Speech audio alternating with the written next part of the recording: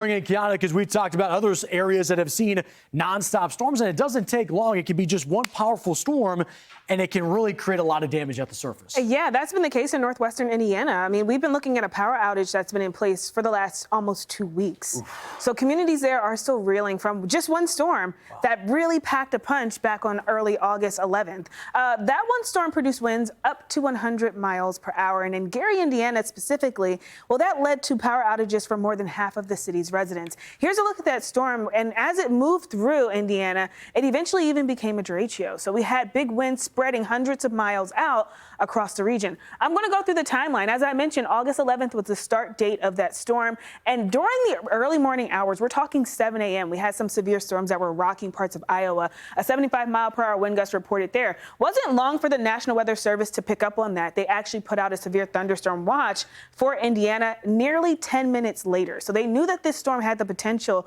to make its way through Illinois and eventually power through parts of Indiana. By the time we got into the mid-morning, notice that we got into a report that came in 99-mile-per-hour wind gusts over Gary, Indiana there as well. And then eventually going through that daytime, we watched as Fox Weather was on the air. We were on the air here confirming a derecho in progress. So that's where we had that big wind gust that pushed through, kind of plowing in with those storms. Eventually, even now into today, thousands of residents are still without power there across Gary, Indiana. So as we kind of look back at some of those reports, I talked about hundreds of them filtering through from Iowa through Illinois, a couple tornado reports. But for Indiana, it really was all about that gusty wind that spread over hundreds of miles in a very short amount of time. Some of these wind gusts that came through reported 110 out of Portridge, Indiana, 99 in Gary, Indiana. And we know that's exactly where, as I mentioned, half of the residents there were left without power. Now we're 13 days later, removed from the storm, and still thousands of folks there do not have power. I had a chance to talk to one of the residents. Listen to her experience.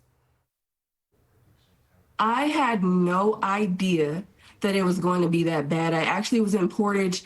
I have a luxury concierge hair braiding service, and I go to my client's home. I was getting one of my clients ready for school, and we're halfway through her hairstyle. Sirens are going off. And the first thing I thought about was my children. We had no time. I had no time to even call and check on my children. Her dad told me, go in the basement and take cover.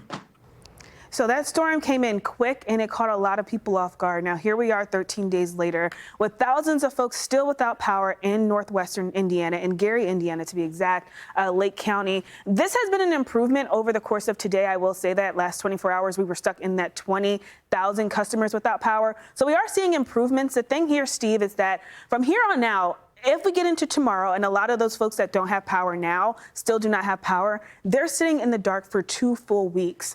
So we're really hoping to see some improvements by the time we get into tomorrow afternoon. And it's so difficult in order to restore that infrastructure when you have storms one after another, even around that region. It just shows you the repetitive nature, how difficult it is for them to recover. Kiyana, thank you for diving deeper into that.